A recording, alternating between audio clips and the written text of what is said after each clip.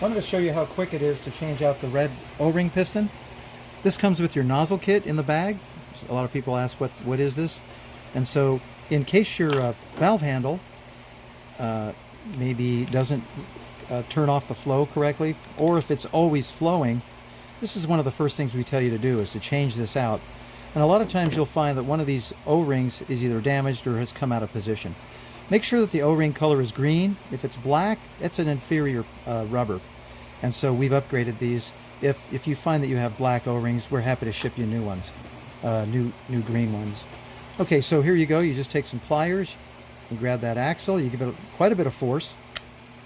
Okay, you pull that out, and then you shift that slot back, and that comes right off there. There's the top of the piston. Make sure it's lined up with the narrow part like that. Then the last thing to do is just to unscrew the spring retention nut, and this is the compression nut, and then pop it out. There's a green one, so we'll just put the other one in. Put that in, screw that back on. You may find some appropriate lubricant to put in there, as long as it applies to the chemistry you're using. And that's a little bit tight, so I'm going to rotate that so that it lines up with my slot like the other one was.